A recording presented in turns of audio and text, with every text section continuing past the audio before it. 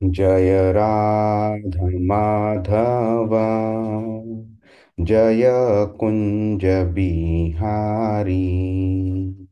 जय राधा माधव, जय कुंज बिहारी। जय गोपी जन वल्लभ, गिरिवरधारी। जय गोपी जन वल्लभ, गिरिवरधारी। यशोदानंदन व्रज जन रंजन, यशोदानंदन व्रज जन रंजन। यमुना तीर वनचारी,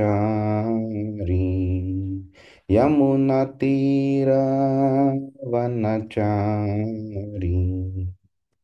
जय राधा माधव, जय कुंज बिहारी।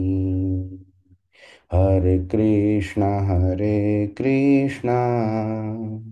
कृष्णा कृष्णा हरे हरे, हरे राम राम राम हरे हरे। हरे कृष्णा कृष्णा कृष्णा हरे हरे, हरे राम राम राम हरे हरे।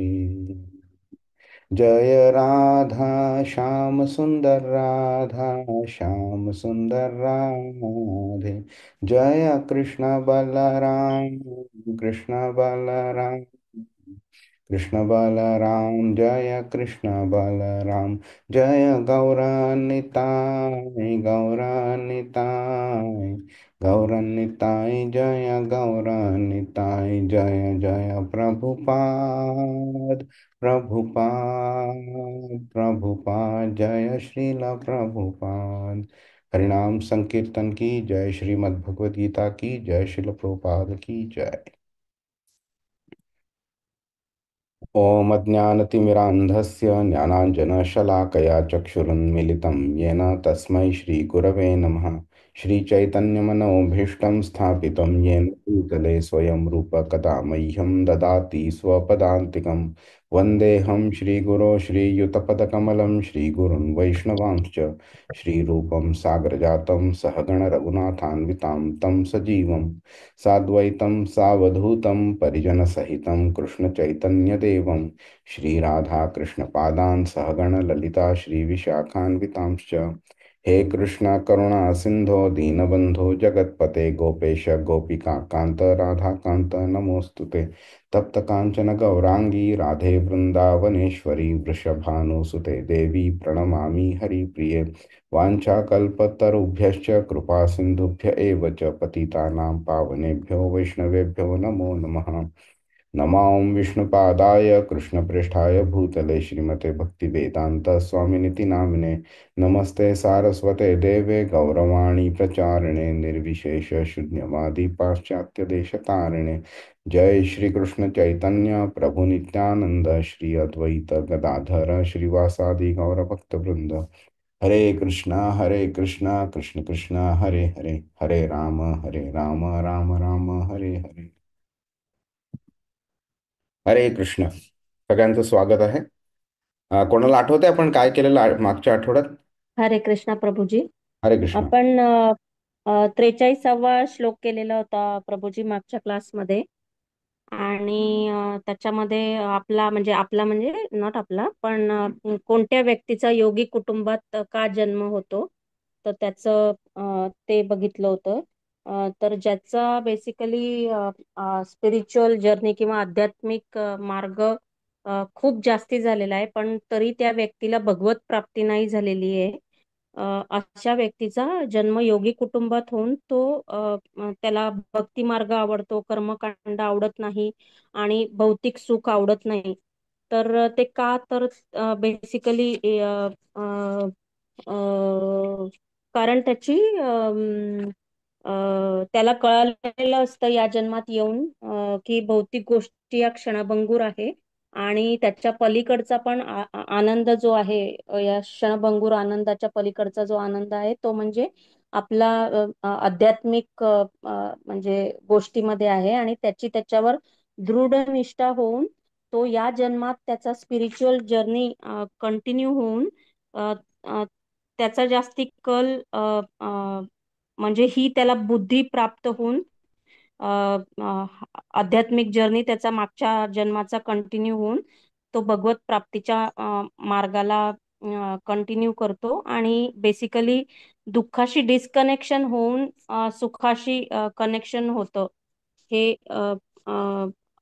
मी मागच्या वेळचे इम्पॉर्टंट पॉइंट मला समजलेले प्रभूजी. छान, मस्त, अरे छान. अभिनील प्रभू, सुहास प्रभू, काय पॉइंट ऍड करायचं तुम्हाला?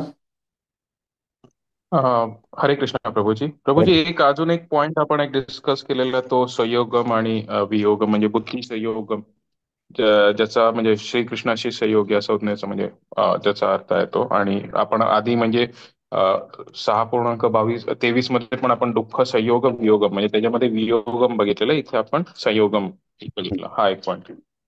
मस्त, खूप छान.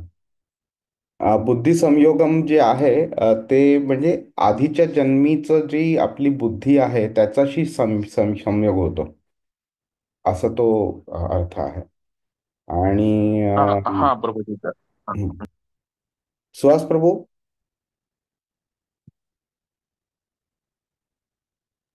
नाही ओके. प्रभू, ऑलमोस्ट सगळं कव्हर बर. आपण समराईज केलेलं लास्ट काय कॅटेगरी असतात. पाठे फुटतात आणि नंतर शेवटची कॅटेगरी जी या श्लोकात आहे अं, बर. ज्याची जस्ट अपूर्ण राहिलेली असते, तो डिवोटीच्या घरी जन्म नाही. बरोबर, बरोबर. नंतर तर आपण आज 44वा श्लोक बघूया. तर त्या त्या योगाची आता आधीच्या जन्मी असलेली ती बुद्धी ह्या जन्मी मिळाल्यानंतर पुढे काय होतं, त्याचं ती जी वाटचाल आहे त्या योगाची, त्याच्याबद्दल कृष्ण सांगतोय.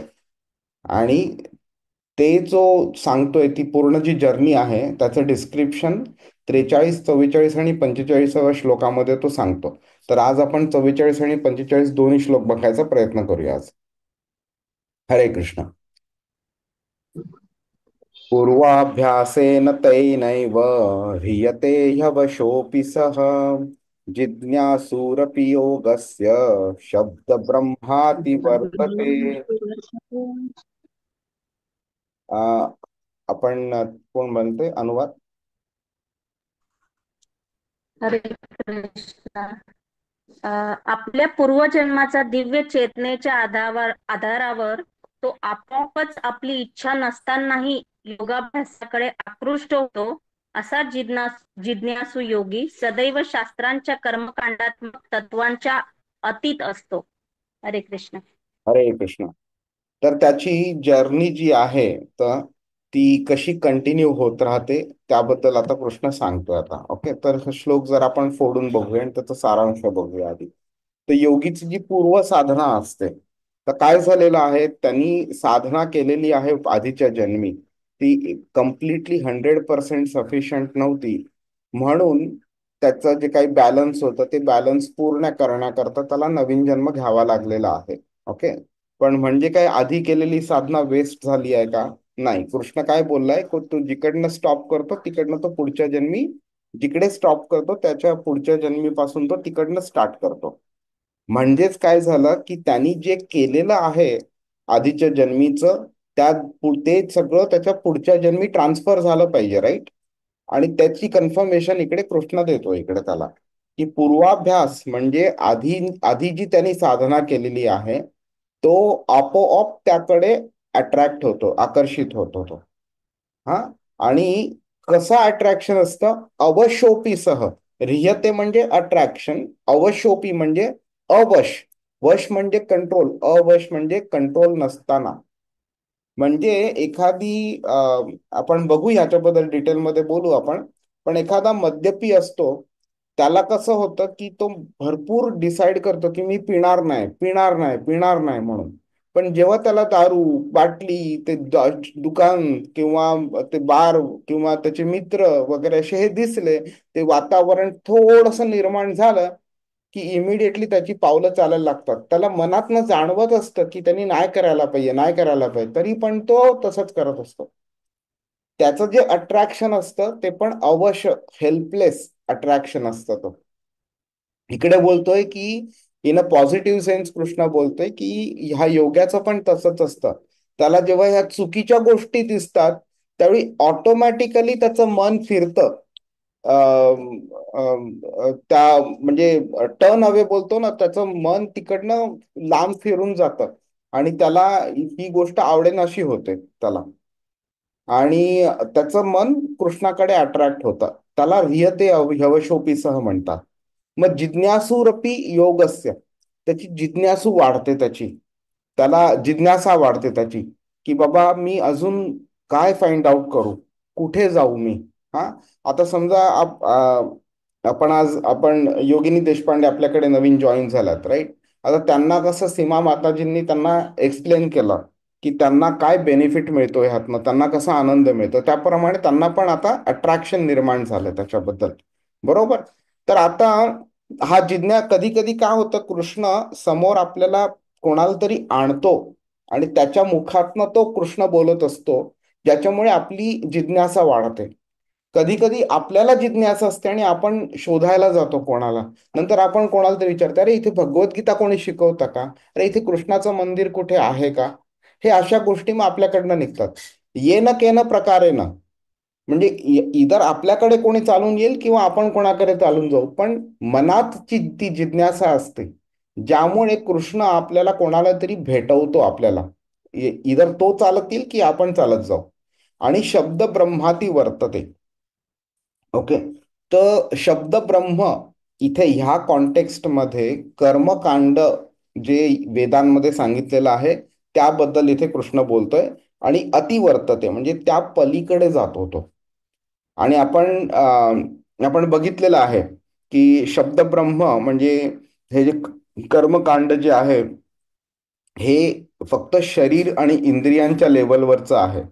मला अमुक एक गोष्ट हवी आहे माझ्या जीवनामध्ये, मला पाप करून ती मिळवायची नाहीये, म्हणून मी काही पूजा अर्चा करतो, काही पुण्य करतो मी आणि ते मिळवायचा प्रयत्न करतो. आणि ते मिळाल्यानंतर मला शरीराच्या लेवलवरती किंवा इंद्रियांच्या लेवलवरती मला आनंद होतो त्याचा. हं. ते सगळं जे आहे ते कर्मकांड आहे. ओके. ती व्यक्ती जी योगी व्यक्ती आहे ही त्याच्या पलीकडचे जाते, कारण त्याचं सर्व कार्य, सर्व त्याची मेंटॅलिटी, सर्व त्याची जिज्ञासा, सर्व त्याचे प्रयत्न हे सगळं आत्म्याच्या लेवलवरती असतं. हरे कृष्ण. तर जरा पटकन आपण हा सारांश बघून घेऊया. तर हा जो सेक्शन आहे ना भगवद्गीतेचा, म्हणजे 37व्या श्लोकापासून जो अर्जुनाने प्रश्न विचारले आहे तो तो त्यापासून 47व्या श्लोकापर्यंत 6व्या अध्यायाच्या, हा एक मोठा म्हणजे मोठा असा टर्निंग पॉइंट आहे. आतापर्यंत कृष्णाने जे सांगितलं ते मेजॉरिटी आत्म्याच्या लेवलवरती सांगितलेलं आहे, एक्सेप्ट 2ऱ्या अध्यायाच्या 31व्या श्लोकापासून 37व्या श्लोकापर्यंत कृष्णाने जे सांगितलं ते कर्मकांडा रिलेटेड सांगितलं, कारण अर्जुनाने तसा प्रश्न विचारलेला. हं.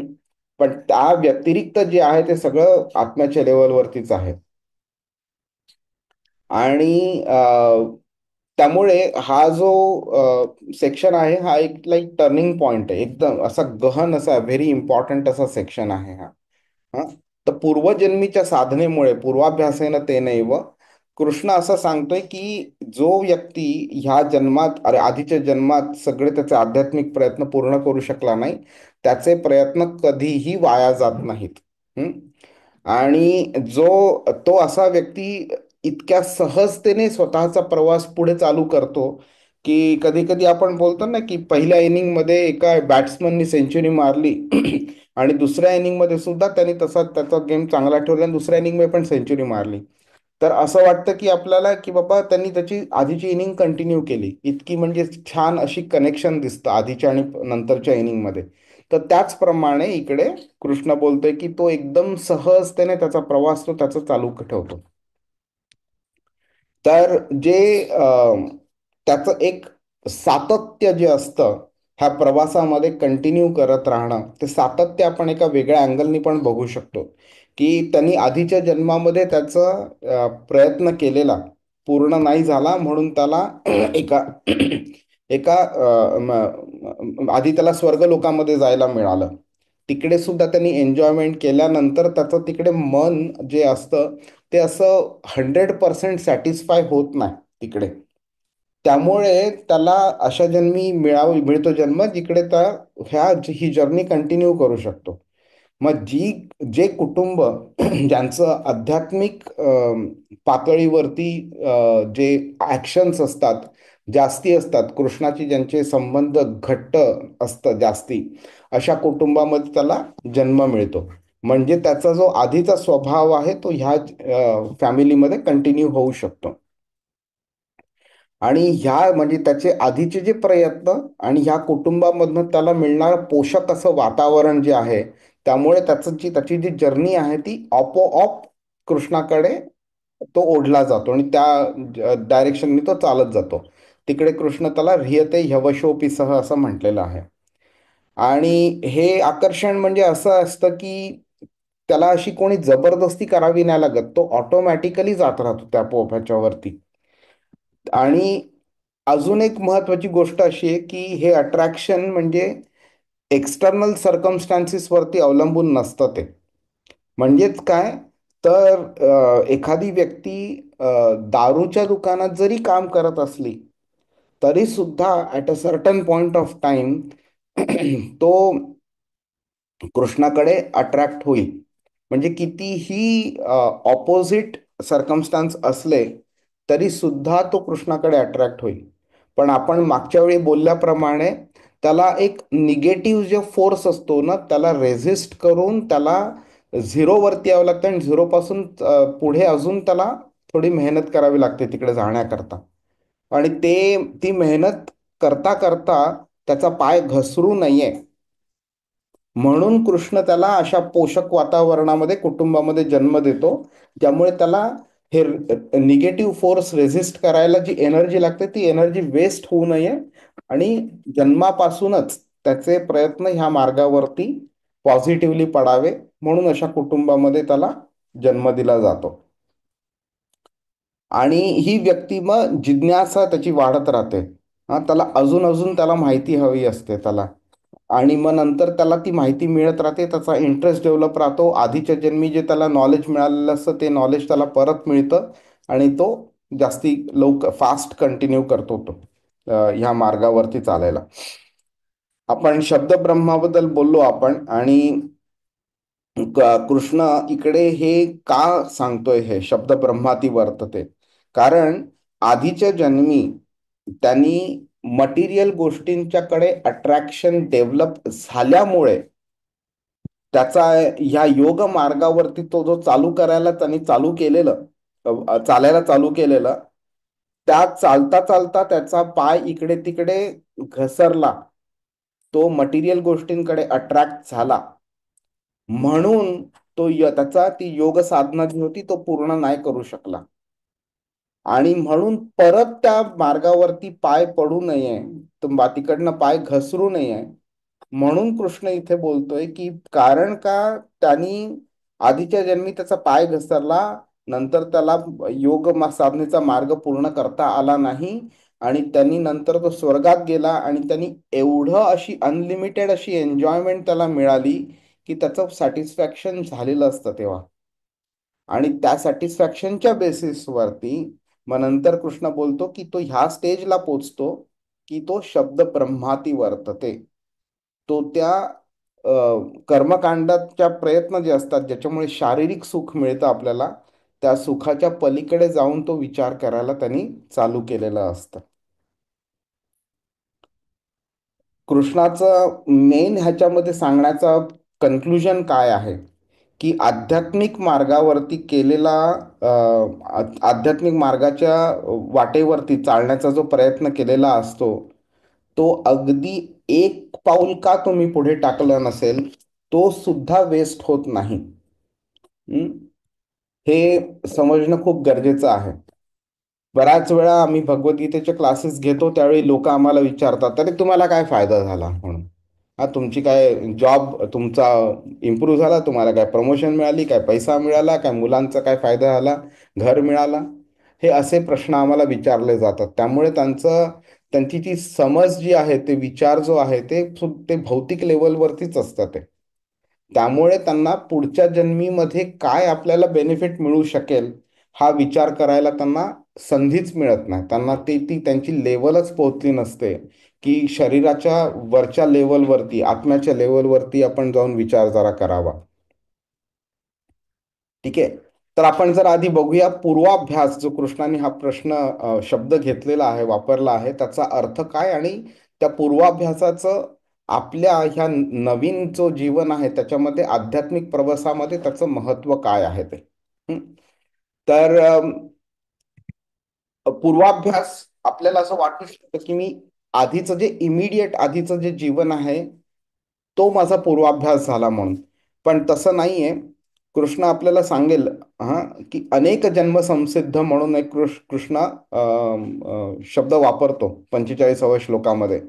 तर हे जन्मोजन्मांपासनं चालून आलेलं पूर्वाभ्यास आहे तो. कृष्ण असं नाही बोलत की एका जन्मामध्ये तुम्हाला जे मिळालंय तेच तुम्हाला पुढच्या जन्मी कॅरी फॉरवर्ड करता येईल. हा, आधीच्या आधीच्या जन्माचं मिळणार नाही म्हणून तसं नाही आहे ते. अनेक अनेक जन्म जितके पण झालेले आहेत त्याच्यामध्ये तुम्ही जो पण अभ्यास केलेला आहे त्या सगळा जो आहे त्याला पूर्वाभ्यास असं कृष्ण म्हणतोय तिकडे. ओके. आता काय होतंय की आपण ह्याला जरा थोडं छोटंसं कंपॅरिझन करून बघूया. लाईक एखादी आपण भाषा शिकलो किंवा उच्च पदवी मिळाली आपल्याला, तर काय होतं त्याचा फायदा जो आहे तो आपल्याला फक्त ह्या जन्मापर्यंत असतो. बरोबर. पण आध्यात्मिक साधना ती आत्म्याच्या लेवलवरती आहे ह्याचं एक कन्फर्मेशन पण मिळतं आपल्याला. आणि ती ह्या सगळ्या ह्या शरीराच्या लेवलच्या ज्या गोष्टी आहेत त्या मर्यादा ज्या आहेत त्या मर्यादांना ती आध्यात्मिक साधना ओलांडते. ओके. एखाद्या व्यक्तीने समजा इंग्रजी, मराठी भाषेमध्ये, संस्कृत भाषेमध्ये PhD जरी कमावली, ओके, तर काय होतं त्याला ह्या जन्मामध्ये खूप त्याचा फायदा होईल. अगदी त्याला लोक त्याची वाहवा करतील, त्याला खूप सत्कार वगैरे होईल त्याचा. सगळं छान होईल. तरी सुद्धा जेव्हा तो हे शरीर सोडेल, नवीन शरीर घेईल, तेव्हा त्याच्या पुढच्या जन्मामध्ये त्याला अगदी सुरुवातीपासून म्हणजे ABCD पासून शिकावं लागतं त्याला. आणि आपण पण तेच केलंय, राईट. आपण ABCD शिकलो, पण नंतर वर्ड शिकलो, सेंटेन्सेस शिकलो, पॅराग्राफ शिकलो आणि मग आपण भाषा शिकत आलो आपण. त्याला तिकडनंच त्याला सुरुवात करावी लागते. त्यामुळे काय झालंय, एवढं उच्च पदवीचं त्यांनी शिक्षण आधीच्या जन्मी मिळवलं तरी त्याचा काही फायदा झाला नाही त्याला. वर्णमाला शिकण्यापासूनच त्याला सुरुवात करावी लागली त्याला. भौतिक शिक्षण हे शरीर आणि मनाशी जोडलेलं असतं. त्यामुळे ते जेव्हा शरीर आपण त्यागतो, ओके, त्याचबरोबर ते भौतिक शिक्षण सुद्धा तिकडेच संपतं. ते ह्या करंट आयुष्याच्या पुढे जात नाही ते. आणि ह्याच्या उलट असतं आध्यात्मिक साधना. ती आध्यात्मिक साधना आत्म्याशी लिंक्ड असते. त्यामुळे आत्मा शाश्वत असल्यामुळे आध्यात्मिक साधना सुद्धा शाश्वत असते. त्यामुळे ती फक्त ह्या जन्मात नाही तर ती पुढच्या जन्मासाठी सुद्धा ती टिकून राहते. म्हणून कृष्ण पूर्वाभ्यासेन तेनैव ह्या वाक्प्रचारातून काय बोलतोय की भूतकाळामध्ये तुम्ही जेवढे पण आध्यात्मिक प्रयत्न केलेले आहे, जेवढी पण आध्यात्मिक साधना केलेली आहे ती टिकून राहते आणि ह्या जन्मावरती सुद्धा तुम्हाला त्याचा बेनिफिट होत राहतो. त्यामुळे काय होतं, ते जे आपल्याला तो इम्पेटस मिळतो ना, त्याच्यामुळे आपल्याला कळत पण नाही, आपल्याला जाणवत नाही आपल्याला, आणि ऑटोमॅटिकली आपल्याला न कळत आपण त्या मार्गावरती, कृष्णाच्या मार्गावरती आपण अशा रीतीने अट्रॅक्ट होऊन जातो की आपल्याला नंतर आश्चर्य वाटतं, अरे माझं आधीचं जीवन काय होतं आणि माझं आत्ताचं जीवन काय आहे म्हणून. हं? आणि ह्याला कृष्ण ह्रियते ह्यवशोपी सह असं म्हणतोय. Helplessly getting attracted towards Krishna. नाहीतर काय होईल, जर कृष्णाने इथे थोडीशी आपल्याला वाट दाखवली नाही ना आणि आपल्याला परत एक फ्री विल दिला आपल्याला, की बाबा तू एका अशा म्हणजे फाटा फुटणाऱ्या मार्गावरती उभा आहेस तू, आणि तुला पाहिजे तर तू ये माझ्याकडे, तुला नको असेल तर नको येऊ. मेजॉरिटी ऑफ द लोक कृष्णाकडे येणार नाही. त्यामुळे ती थोडीशी डायरेक्शन देण्याचं काम कृष्ण करतो. नंतर मग तो योगी स्वतःच्या इनर्शियामुळे तो चालत राहतो मग नंतर तिकडनं. आणि मग त्याची जी अट्रॅक्शन होतं त्याच्यामुळे त्याला त्याचं डेस्टिनेशन समजायला लागतं, की बाबा मी काय केलं पाहिजे, काय नाही केलं पाहिजे वगैरे. आणि मग त्याच्यानंतर तो त्या अट्रॅक्शनच्या दृष्टीने म्हणजे तो तिकडे वाटचाल त्याची चालू ठेवतो.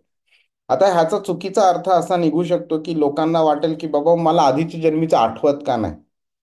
तर तसं नसतं ते. ते अशा कोणती विशिष्ट आठवण तुम्हाला राहील असं नाही आहे ते.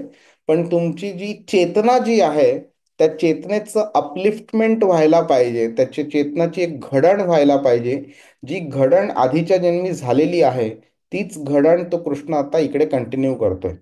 मग आपण बोलतो ना, एखाद्या गोष्टी एखाद्या व्यक्तीला अमुक एक गोष्ट आवडते, तर त्याला ती का आवडते. एखाद्या मुलाला मारामारीचे पिक्चर बघायला आवडतात. एखाद्या मुलाला विठ्ठलाचे पिक्चर, संतांचे पिक्चर बघायला आवडतात. का असं असतं ते? हा, आपण कधी ह्याच्याबद्दल विचार करतो?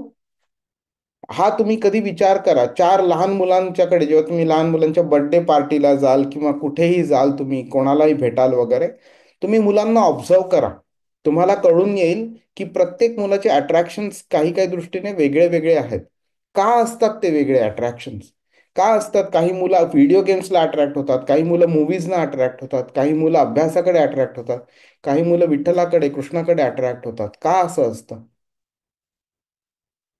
ह्याला मागे काहीतरी कारण असेल ना, असं रॅन्डम तर होणार नाही ना, को इन्सिडन्स म्हणून. हा, मला एक पिक्चर बघितला, मला आवडला, मी त्याच्याकडे अट्रॅक्ट झालो. ते पिक्चर दाखवण्याचं काम कोण करतं? मग हा पण विचार करू शकतो आपण. आणि ही जी आध्यात्मिक जी वाढ जी असते ना, ते म्हणजे एक डायरेक्शन देण्याचं काम करतो ते. ते असं नाहीये की मला माझ्या आधीचे काही इन्सिडेंट्स आठवले म्हणून मी कृष्णाकडे चालायला लागलो. ते तसं नसतं ते. हरे कृष्ण. आता आपण रियते ह्यवशोपीसह म्हणजे हेल्पलेस अट्रॅक्शन, अपरिहार्यपणे तो कृष्णाकडे अट्रॅक्ट होतो. आपण त्याचं जरा डिटेल बघून घेऊया. तर चेतना जी असते माणसाची, त्या चेतनेचा आपल्या साधनेवरती भरपूर मोठा परिणाम असतो.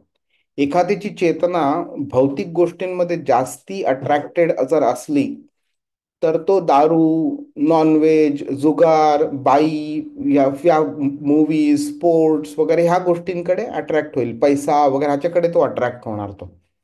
पण एखाद्याची गोष्ट जर आध्यात्मिक रित्या जर डेव्हलप झालेली असेल, तर त्याला ऑटोमॅटिकली ह्या अशा सगळ्या गोष्टी त्याला अनअट्रॅक्टिव्ह वाटतात आणि त्याला आध्यात्मिक गोष्टी ते जास्ती अट्रॅक्टिव्ह वाटतात. त्यामुळे काय होतं, ज्याच्याकडे अट्रॅक्शन जास्ती असतं त्याप्रमाणे तो तिकडे वाटचाल करायला चालू करतो. आणि हा त्याच्या आत्म्यावरती असा परिणाम होतो की ज्याच्यामुळे त्याला ह्या सगळ्या भौतिक ज्या गोष्टी असतात त्याचं ते आकर्षण कमी कमी होऊन तो आध्यात्मिक मार्गावरती चालायला चालू करतो. आणि तिकडे चालत राहण्याची त्याची इच्छा जी आहे ती प्रबळ होत राहते. त्याला बाकीच्या गोष्टी कमी कमी आवडायला लागतात आणि ह्या आध्यात्मिक गोष्टी जास्तीत जास्ती आवडायला लागतात त्याला. तो जो अनुभव त्याला मिळतो ना, त्या अनुभवातनं त्याला तो एक वेगळा आनंद मिळतो, आध्यात्मिक मार्गावरती चालण्याचा आनंद. आणि त्या आनंदामुळे तो आनंद तो रेग्युलरली एक्सपिरियन्स पण करत राहतो. त्याच्यामुळे त्याला अजून अजून अजून आनंद हवा हवा असं वाटतो. आणि त्याचाच एक निगेटिव्ह इफेक्ट त्याच्या जे भौतिक अट्रॅक्शन्स आहेत, आकर्षणं आहेत, त्याच्यावरती होतो. त्याला ते कमी कमी कमी कमी आवडायला लागतात ते. आणि त्याचा प्रवास मग जास्ती सिंपल होत राहतो.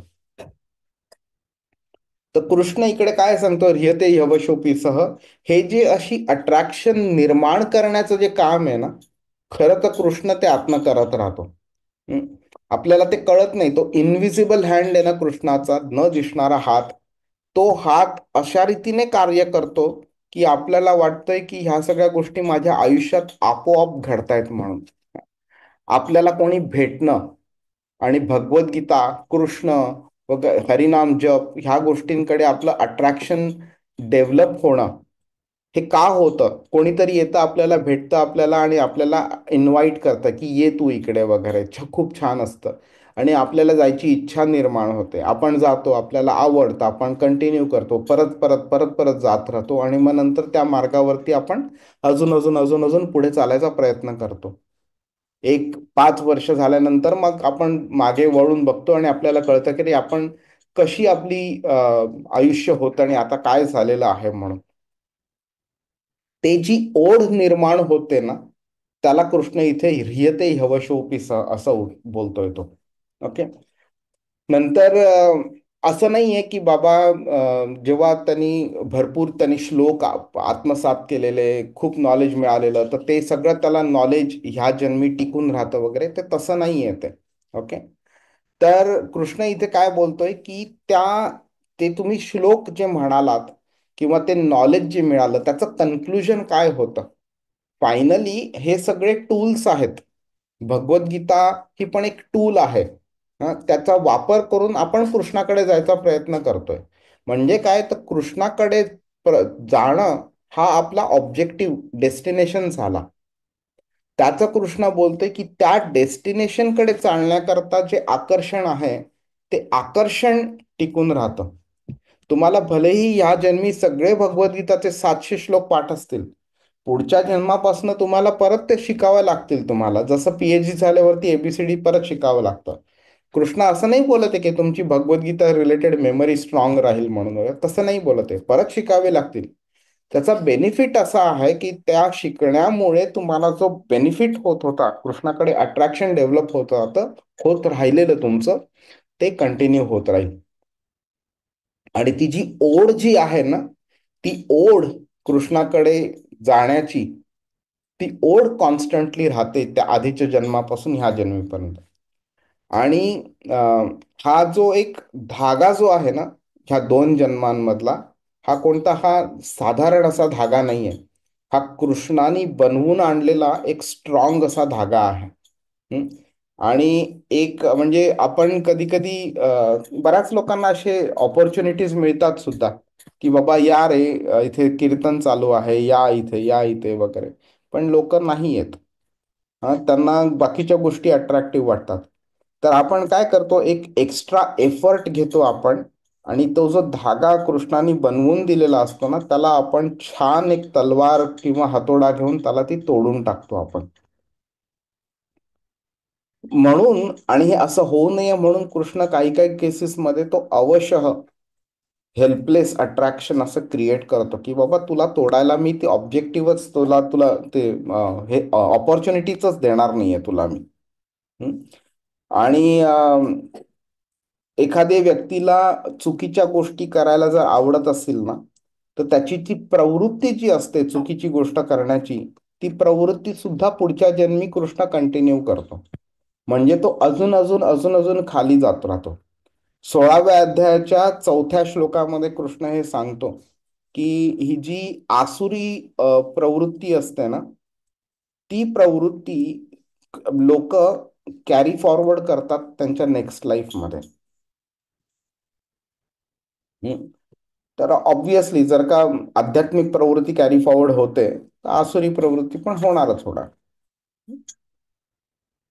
आणि ही जी एक साधना जी असते, भक्ती जी असते, ही जी प्रबळ ओढ निर्माण करते कृष्णाकडे, आणि ह्याच्यामध्ये पूर्वाभ्यासचा एक हेवी कॉन्ट्रीब्युशन असतं.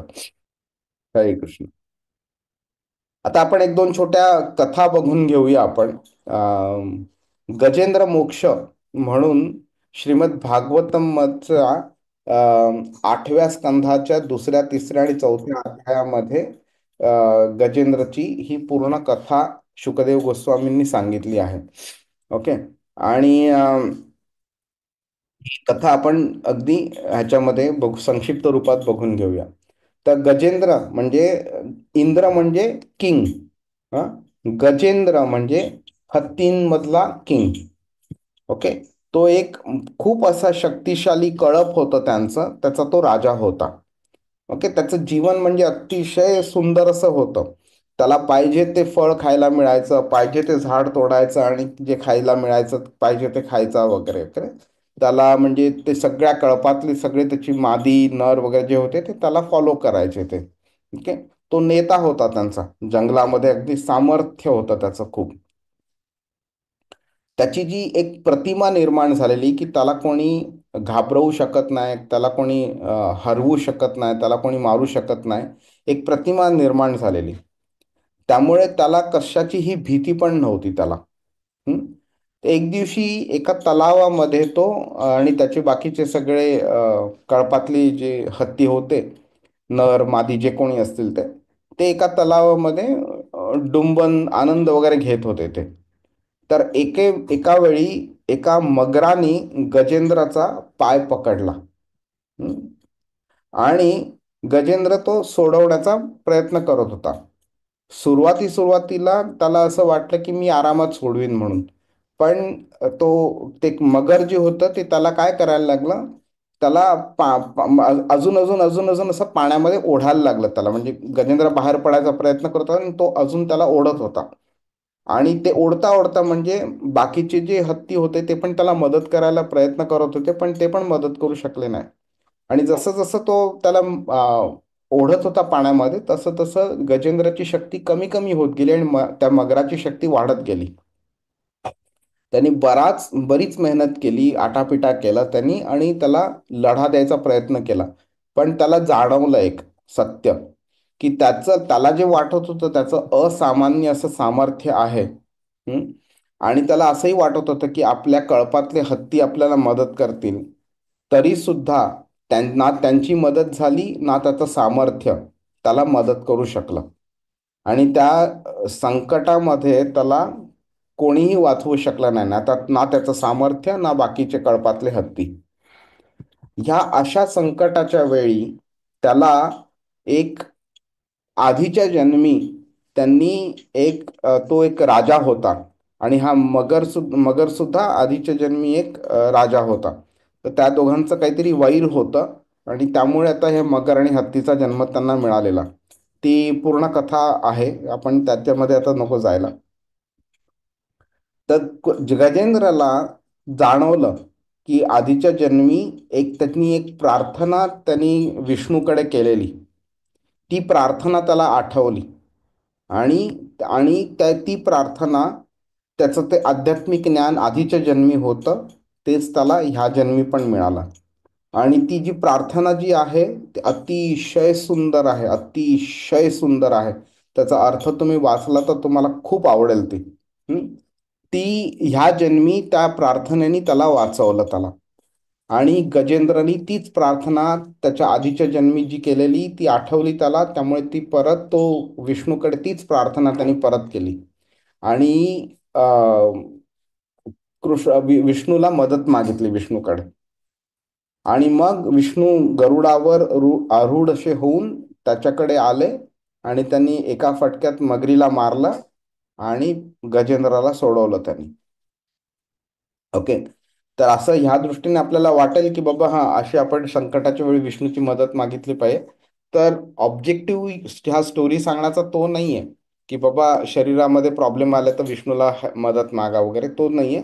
पण आता सांगण्याचं उद्दिष्ट हा आहे की आपल्या आधीच्या जन्मामध्ये केलेली आध्यात्मिक प्रगती, जे पण ज्ञान आहे ते ह्या जन्मी आपल्याला कसं मदत करतं ते सांगण्याचं हा आहे. तुम्ही जेव्हा ती प्रार्थना गजेंद्र मोक्ष स्तुती वाचाल ना, त्यावेळी तुम्हाला जाणून येईल की त्यांनी कोणतीही भौतिक गोष्ट मागितली नाही विष्णूकडे. हे जे आत्म्यावरती जे हे ज्ञान असतं, ही जी ओढ निर्माण होते, हे आत्म्याच्या बरोबर कॅरी फॉरवर्ड होतं ते.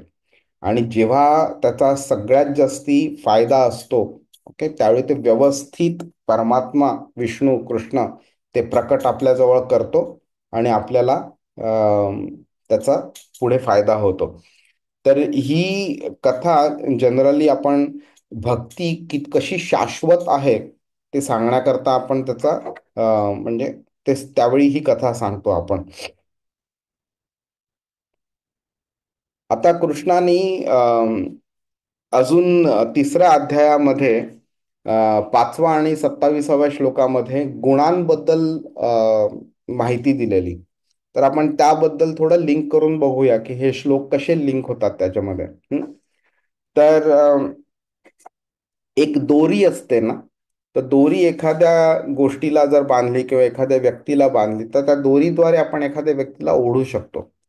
तर तसंच काम हे गुण सुद्धा करतात. सत्वगुण, रजोगुण, तमोगुण. तर तुम्ही आठवते लहानपणी आपण त्या बाहुल्यांचा खेळ बघायचो, ज्याच्यामध्ये दोरी बांधलेली असायची बाहुल्यांना आणि एक व्यक्ती त्या दोऱ्या ओढायचा आणि त्या बाहुल्यांचा नाच व्हायचा. तसं काहीतरी तुम्ही सिच्युएशन इमॅजिन करू शकता, ज्यामुळे तुम्हाला कळेल की हे जे गुण असतात ना, ते आपल्यावरती कसा प्रभाव करतात आणि आपल्याला पाहिजे त्या ठिकाणी कसं वळवतात आपल्याला. ठीक आहे. तर आपण हे श्लोक बघूया. तर 27व्या श्लोकामध्ये कृष्ण काय बोलाय, प्रकृते क्रियमाणानी गुणै कर्माणि सर्वशः. ओके. म्हणजे अहंकार विमूढात्मा कर्ताहमिती मन्यते, ही दुसरी लाईन झाली त्याच श्लोकाची. मिथ्या अहंकार असतो आपल्याला. त्या अहंकारामुळे आपण एक प्रभाव निर्माण झालेला असतो. त्या प्रभावामुळे आपण अशा प्रकारे मोहित झालेलो असतो की आत्म्याला काय वाटतं की एखादं कर्म जे घडतंय त्याला तो स्वतःचा त्या कर्माचा कर्ता समजतो. त्याला वाटतं मी सेंचुरी मारली क्रिकेटमध्ये, मी कसा वर्ल्ड्स ग्रेटेस्ट बॅट्समन आहे. एखाद्या व्यक्तीला वाटतं मी केवढं महत्वाचं काम केलं ह्या कंपनीमध्ये, म्हणून मी अतिशय इंटेलिजंट, हार्डवर्किंग आणि नॉलेजेबल पर्सन असल्यामुळे मला प्रमोशन मिळालं. मी ह्या व्यक्तीला शिकवलं, मी त्याचा गुरु आहे वगैरे. हे असे फालतू अहंकारामुळे प्रभावित झालेले मुळे असे विचार निर्माण येतात आपल्याला आणि आपल्याला वाटतं आपण करता आहोत म्हणून. पण वास्तविकपणे प्रकृतींच्या हे 3 गुण असतात, सत्वगुण, रजोगुण, तमोगुण. त्यांच्याद्वारे प्रकृती हे सगळं कर्म करवून आणत असते. ओके. आणि हे म्हणजे आपल्याला असं वाटतं की बाबा मी करतोय, पण खरं कळत नसतं आपल्याला की आपण असहाय्यपणे तेच करतोय जे गुण आपल्याकडनं करवून घेतात. आणि तेच कृष्ण आधीच्या तिसऱ्या अध्यायाच्या 5व्या श्लोकामध्ये पण सांगतो. नाही कश्चित क्षणमपि जातु तिष्ठत्य कर्मकृत. म्हणजे असा कोणताही असा क्षण नाहीये की ज्याच्यामुळे तुम्ही कर्म करत नाही. एक क्षणभर सुद्धा तुम्ही कर्माशिवाय राहू शकत नाही. तुम्ही कंटिन्युअस झोपलेलं असताना सुद्धा कर्म होत राहतं आपल्याकडनं. हा. कार्यते ह्यवशः कर्म. तर तिकडे पण अवशः या शब्दाचा वापर केलाय. हे कर्म जे होतं ते अवश असं होत राहतं. सर्व प्रकृती जैर्गुणैः. म्हणजे प्रकृतीच्या जी गुण आहेत त्याच्यात जन्म होतो ह्या कर्मांचा आणि आपण त्याला अवॉइड करू शकत नाही, इतके आपण अवश असतो आपण. ओके. आपल्याला लास्टला कृष्ण आपल्याला फ्री विल देतो की बाबा तुला ऑप्शन देतोय पूर्णपणे ही प्रवृत्ती, पाप करण्याची प्रवृत्ती, त्याचे पूर्ण एन्व्हायरमेंट मी क्रिएट केलेली आहे. करायचं की नाही पाप हा शेवटी तुझा डिसिजन आहे. त्याच्यामध्ये जर का आपल्याला कोणी ज्ञान दिलेलं असलं, अक्कल दिलेली असली आपल्याला की बाबा नाही हे चुकीचं आहे, हे करणं बरोबर नाही, आणि आपण त्या ज्ञानाचा आपण आदर केला आणि आपण पाप करण्यापासून आपण डिसाईड केलं की नाही करणार, तर ते पूर्ण एन्व्हायरमेंटची रचना जी केलेली असते कृष्ण, तो हॅपीली ती मोडून टाकतो ती सगळी, आणि आपल्याला तो पापाच्या त्या एन्व्हायरमेंटपासून तो बाहेर काढायला चालू करतो आपल्याला. तर आत्माचं काय होतंय, आत्मा तो ह्या सगळ्या गुंतागुंतीमध्ये अडकलेला असतो. त्याला प्रकृतीच्या गुणांमुळे इतका प्रभाव झालेला असतो की त्याला कळत नसतं की मागे कोण करता करवित आहे, आणि आपण स्वतःला कर्माचा करता समजतो आपण म्हणून वगैरे. त्यामुळे त्याची जी मनोवृत्ती जी असते ना, जी आधीच्या जन्मापासून कॅरी फॉरवर्ड झालेली आहे किंवा ह्या जन्मामध्ये पुण्यकर्म पापकर्म केल्यामुळे त्याची जी मनोवृत्ती घडण झालेली असते, त्या मनोवृत्तीमुळे तो असहाय्यपणे त्या गोष्टींकडे अट्रॅक्ट होतो तो आणि ओढला जातो आणि तिकडे तो मग कार्य करायला चालू करतो तो. तिकडे कृष्ण अवश्य पण तिकडे पण शब्द वापरलाय. तिकडे तो बोलतोय की हा जो प्रभाव असतो गुणांचा, त्यातनं आपल्याला ती असहाय्यता जी आहे ती जाणवत राहते ती. आणि हे जे इंद्रिय विषय असतात, इंद्रिय विषयांकडे अट्रॅक्शन निर्माण होतं. ह्याच्या अट्रॅक्शनमुळे लोक शरीरा रिलेटेड कर्म करतात. हं? पण जेव्हा हा योगी असतो, त्याला जेव्हा आध्यात्मिक अट्रॅक्शन निर्माण होतं, त्यावेळी त्याच्यावरती रजोगुण आणि तमोगुणाचा प्रभाव कमी कमी होत राहतो, सत्वगुणाचा प्रभाव वाढत राहतो आणि तो त्याप्रमाणे त्याची मेंटॅलिटी घडत असते आणि त्याचे कर्म पण त्याप्रमाणे घडत असतात. त्यामुळे एक असं सत्य असं कृष्ण आपल्याला हायलाइट करतो इकडे, की हे गुण म्हणजे नुसतं एक्सटर्नल काम नाही करत आहेत, तर ते तुमच्या आत्म्याच्या मेंटॅलिटीवरती एक असा प्रभाव पडत आहे. एक मोठा घटक आहे तो. तुमच्यावरती प्रभाव पडेल, तुमच्यावरती प्रभाव तो पाडण्याचा तो घटक आहे तो. कृष्ण त्यामुळे काय करतोय, की हे जे गुंतागुंत जी आहे त्याचा जो संबंध आहे तिकडे तो हायलाइट करतोय आपल्याला, की म्हणून की तुम्हाला आता ही सिच्युएशन मी क्रिएट करून दिलेली आहे, त्याच्या सिच्युएशनचा तुम्ही जास्तीत जास्ती फायदा उठवावा आणि तुम्ही चालत या. जर का तुम्ही ही सिच्युएशनला रिजेक्ट केलं आणि तुम्ही मटेरियल गोष्टींकडे अट्रॅक्ट होऊन परत तुम्ही चालायला लागलात, तर तुमचं सुद्धा तेच होणार. जे पाप मार्गावरती चालणारी लोक आहेत त्यांचं ग्रॅज्युअली त्या मार्गावरती चालता चालता काय होतं तेच होणार ते. ओके. प्रभुपादांनी देवहूती म्हणून कर्दम ऋषींची बायको आणि कपिल मुनींची आई, कपिल मुनी हे विष्णूचे अवतार होते, त्यांचं श्रीमद भागवतम मध्ये 3ऱ्या स्कंधामध्ये 25व्या अध्यायापासून 30व्या अध्यायापर्यंत पूर्ण माहिती दिलेली आहे. ठीक आहे. तर तिकडे देवहूती कर्दम ऋषी जेव्हा म्हणजे कपिल मुनी जेव्हा 16 वर्षाचे होतात, त्यावेळी कर्दम ऋषी देवहूतीची आज्ञा घेतात, परमिशन घेतात आणि संन्यास घेतात ते. आणि नंतर मग कपिल मुनी आईंचा सांभाळ करतात, देवहूतींचा. आणि नंतर देवहूती कळतं त्यांना, तर माहितीच असतं म्हणा, की कपिल मुनी हे विष्णूचे अवतार आहेत. तर एक दिवशी देवहूती कपिल मुनींना आध्यात्मिक प्रश्न विचारते आणि कपिल मुनी तिला भरपूर नॉलेज देतात आणि त्या बेसिसवरती ती काही प्रश्न विचारते आणि नंतर शेवटी 30व्या अध्यायाच्या लास्टच्या 3 श्लोकांमध्ये ती तिचं कन्क्लुजन मांडते आणि ते कन्क्लुजनच्या बेसिसवरती ती काहीतरी आपल्याला शिकवते. ते आपण ह्या श्लोकामध्ये बघून घेऊया आपण. अहो बत स्वपचतो गरियान यज्जिह्वाग्रे वर्तते नाम तुभ्यम तेपुस्तपस्ते जुहुवुः स्वस्नुरार्या ब्रह्मानुचूर्णाम गृणंती येते. तर इकडे काय झालं इकडे, की जे जी लोक भगवानांकडे अट्रॅक्ट होतात त्यांना ऑटोमॅटिकली भगवत नामाचं पण अट्रॅक्शन निर्माण होतं. म्हणजे मी असं बोलणं बरोबर नाही, की बाबा मी कृष्णाकडे अट्रॅक्ट आहे पण कृष्णाचं नाव मला आवडत नाही घ्यायला तोंडातनं. हा म्हणजे इम्पॉसिबल आहे असं होणं. तर देवहूती काय बोलते, की एखादी व्यक्ती जेव्हा तुझं नाव घ्यायला त्याला अट्रॅक्शन निर्माण होतं, ते अट्रॅक्शन इतकं सुंदर असतं की व्यक्ती कोण आहे त्याचा संबंधच येत नाही तिकडे. ती भलेही चांडाळ कुळात जन्मली असली तरी सुद्धा ती आध्यात्मिक जीवनामध्ये अतिशय प्रगत आहे, त्यामुळे त्याला तुझ्या नावाचं अट्रॅक्शन निर्माण झालेलं आहे. पण एखादी व्यक्ती जरी ब्राह्मण कुळामध्ये किंवा अशा अतिशय योग्याच्या कुळामध्ये भलेही जन्मली असली, पण जर का त्या व्यक्तीला तुझ्या नावाचं अट्रॅक्शन नसलं, हा, तर तरी सुद्धा त्याचा काहीही म्हणजे फायदा नाहीये त्याचा. कारण तो म्हणजे अतिशय लो लेवलवरती आहे आध्यात्मिकरित्या.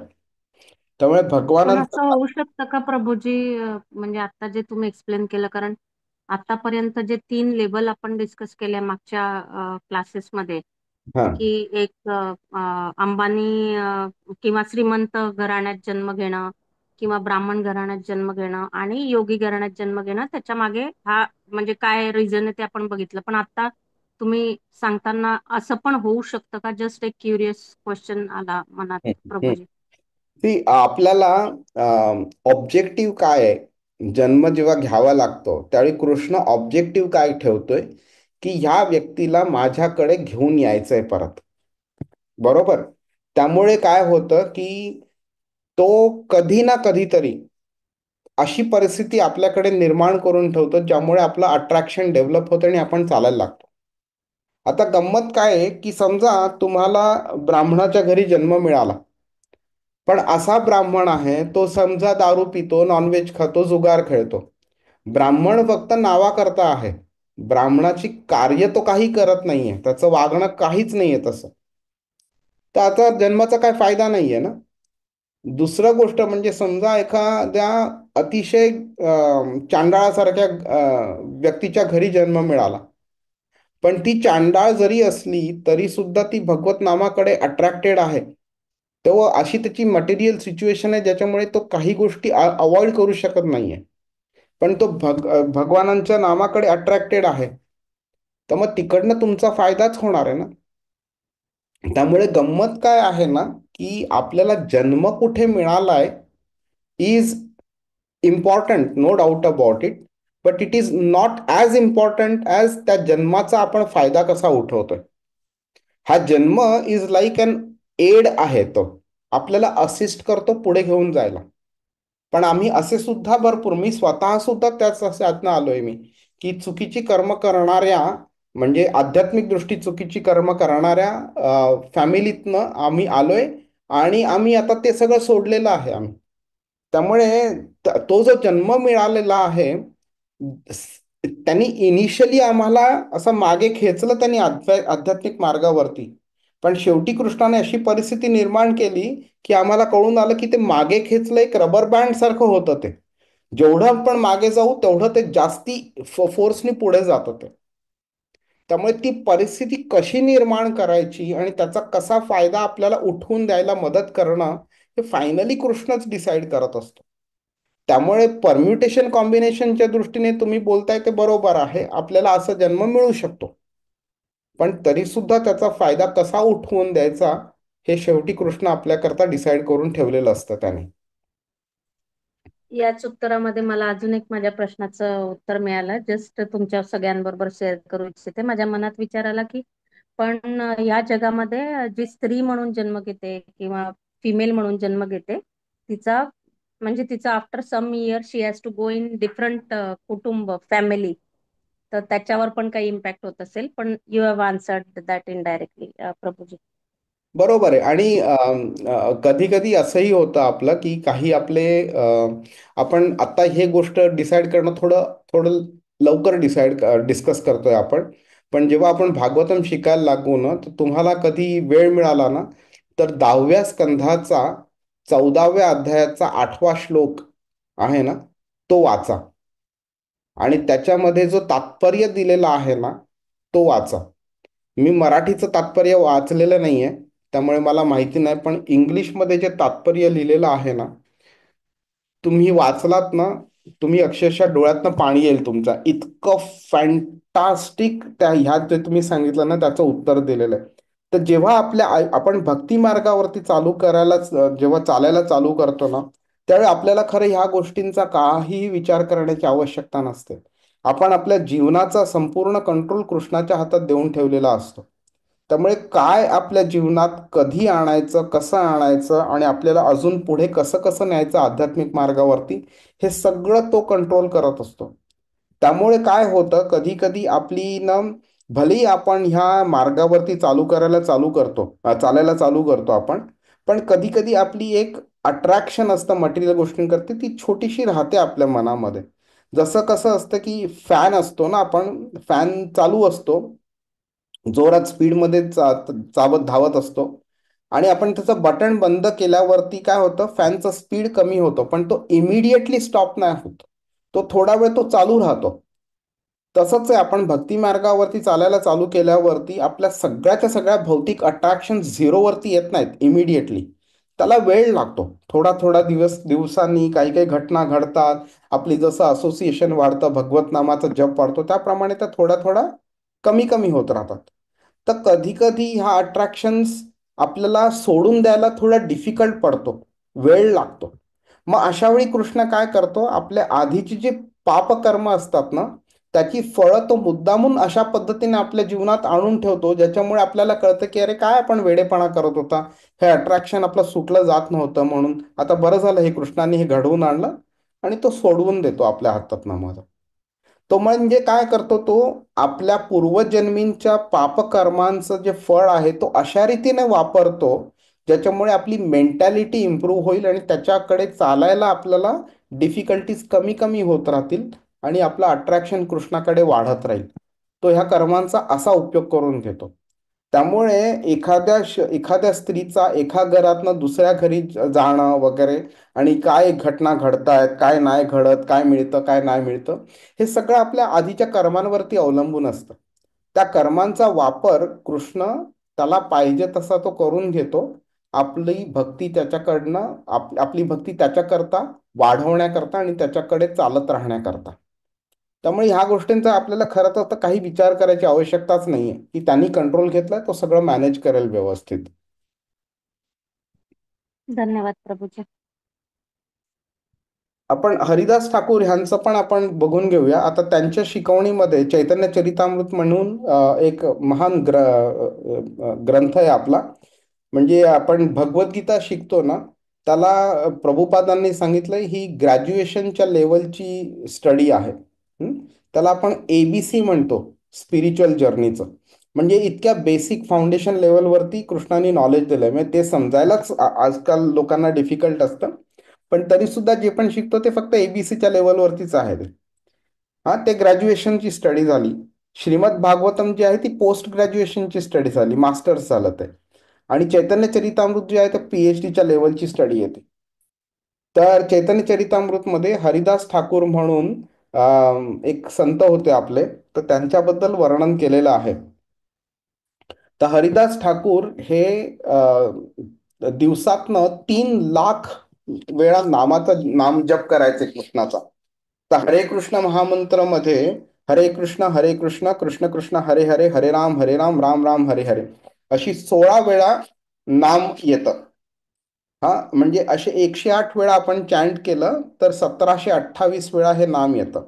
आणि अशा 192 माळा केल्या तर 3 लाखापर्यंत पोचतो आपण. तर ते आणि 192 माळा करायला साधारणपणे 20 ते 22 तास लागतात दिवसातनं. तर हरिदास ठाकूर दिवसातनं 20 ते 22 तास कमीत कमी चॅन्टिंग करायचं. आणि म्हणून त्यांना चैतन्य महाप्रभूंनी नामाचार्य ही उपाधी दिलेली. आता त्यांच्या जीवनात आपण काय शिकतो, ओके, तर ते कोणत्याही विधीचं पालन नाही करायचे, फक्त भगवान नाम अखंड स्मरण करत राहायचं. आणि त्यांना माहिती होतं की आत्मशुद्धी करता हे पुरेसं आहे म्हणून. हा, तर देवहूती असो किंवा हरिदास ठाकूर असो, त्यांच्या त्या उदाहरणातनं नामस्मरण किती महत्वाचं आहे आणि आत्मशुद्धी करता त्याचा किती मोठा फायदा आहे हे आपल्याला कळून येतं. तर हरिदास ठाकूर यांचा जन्म एका मुस्लिम घरात झालेला, ओके. तरी सुद्धा ते महाप्रभूंकडे अट्रॅक्ट झाले, कृष्णाकडे अट्रॅक्ट झाले आणि त्यांनी हरिनाम जप चालू केलं. आपण कधी डिटेलमध्ये जेव्हा बोलू त्यावेळी हरिदास ठाकूर म्हणजे कोण आणि त्यांचा कृष्णाशी काय संबंध होता आधी, हे मी तुम्हाला सांगेन. मी तुम्हाला फक्त एवढंच लक्षात ठेवा, त्या ब्रह्मविमोहन लीला जी झाली त्याबद्दल आपण बोललेलो, त्याचा हरिदास ठाकूरशी काय संबंध आहे हे कधी तुम्ही मला नंतर आठवण करून द्या, आपण बोलू त्याबद्दल. तर ते इतका निरंतर हरिनामाचा जप करत असल्यामुळे त्यांना जे शब्द ब्रह्म जे आहे, कर्मकांड जे आहे, त्यांच्याकडे त्यांना कधीही त्यांचं अट्रॅक्शन निर्माण नाही झालं. आणि एक छोटीशी गोष्ट सांगतो, आपण ह्याबद्दल बोललेलो सुद्धा, की एक व्यक्ती जी असते त्याला असं वाटतं की आपण पाप केलं आणि त्यानंतर गंगेमध्ये जाऊन स्नान केलं तर आपली पापं सगळी धुवून निघतात म्हणून. बऱ्याच लोकांचा हा एक समज आहे, सोसायटीमधल्या अशा बरेच लोकांना असं वाटतं. पण खरं ते तसं नाही आहे ते.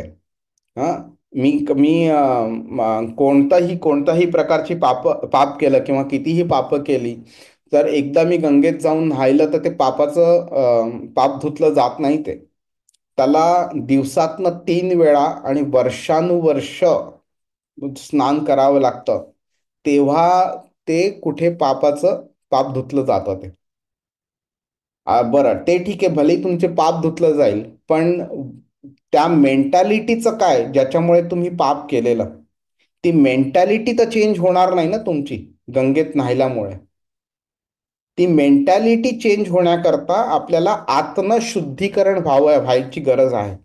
आणि ते आत्म जे शुद्धीकरण आहे त्याच्याकरता आपल्याला हरे कृष्ण महामंत्राचा जाप करायला पाहिजे. हरे कृष्ण कृष्ण कृष्ण हरे हरे, हरे राम राम राम हरे हरे. हा जेव्हा जप आपण कंटिन्युअसली करत राहतो, त्यावेळी ग्रॅज्युअली आपली ती मेंटॅलिटी आहे ज्याच्यामुळे आपण पाप करायला प्रवृत्त होतो, ती प्रवृत्ती हळूहळू कमी कमी होते, ती नष्ट होते, आणि त्यानंतर आपण शुद्ध नामजप ते चालू करू शकतो आपण. हा बोला, कोण बोलतंय? प्रभू, एक विचारायचं होतं. हा. तुम्ही ते ठाकूरांनी सांगितले, ते मुस्लिम होते, म्हणजे याचा अर्थ म्हणजे फॅमिलीमध्ये जन्म घेतला आणि कोणत्या संतांचा संग झाला तरी ख्रिस्त होते लाईक. Exactly, exactly.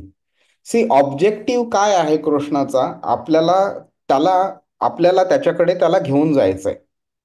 मग त्याच्याकरता काय होतंय की ते बोलतात ना, एक्सेप्शन्स डिफाईन रूल्स म्हणून. रूल आहे असा, त्यांनी जे 42-43 41-42-43 श्लोकात सांगितल्याप्रमाणे, अमुक एका प्रकारे अमुक एका घरी जन्म मिळतो, दॅट इज अ रूल.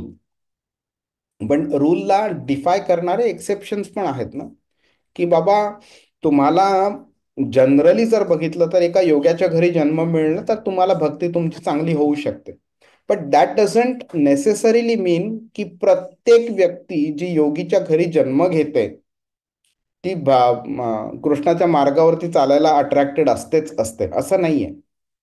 किंवा असंही नाहीये की प्रत्येक व्यक्ती जी कृष्णाकडे अट्रॅक्ट होते चालायला, तिने योगाच्या घरी जन्म घेतला तरच होईल अट्रॅक्ट, असंही नाहीये.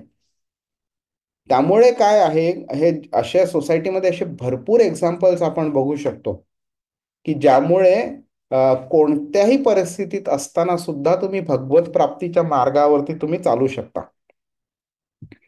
पिंगल नावाची एक वेश्या होती, जिची कथा श्रीमद भागवत मध्ये दिलेली आहे. ती वेश्या एक रात्र ती ग्राहकाची वाट बघत होती, पण तिला कोणीही मिळालं नाही पूर्ण रात्रभर, आणि पहाट होईपर्यंत ती वाट बघत राहिली. त्यानंतर तिला असं जाणवलं की बाबा, मी इतका वेळ, हे असे जे ग्राहक आहेत फक्त काही वेळापुरता माझ्या बरोबर असतात, ह्यांची मी वाट बघत राहते आणि ह्यांच्याकरता मी माझं सर्वस्व अर्पण करते, पण ह्यांच्यामुळे मला कसलाही फायदा होत नाहीये. पण हेच जर का अट्रॅक्शन मी जर विष्णू करता केलं असतं, हा देवा करता केलं असतं, तर मला किती फायदा झाला असता. ही अनुभूती मिळाल्यानंतर तिला जे आत्म रिअलायझेशन होतं, त्या रिअलायझेशनच्या बेसिसवरती ती भरपूर श्लोक म्हणते, आणि ते श्लोक श्रीमद भागवतामध्ये दिलेले आहेत. आणि इतके हाय लेवलच्या मिनिंगचे श्लोक आहेत ते, प्रभूजी तुम्ही वाचलात तर तुम्हाला सुद्धा आश्चर्य वाटेल की जेव्हा एखाद्या व्यक्तीला कृष्णाला आपल्याकडे खेचून आणायचं असतं, हा, त्यावेळी तो कसं त्याला फॅसिलिटेट करतो, नॉलेज देतो, रिअलायझेशन देतो, ती एन्व्हायरमेंट क्रिएट करतो, वेगवेगळ्या पद्धतीने तो घेऊन येतो.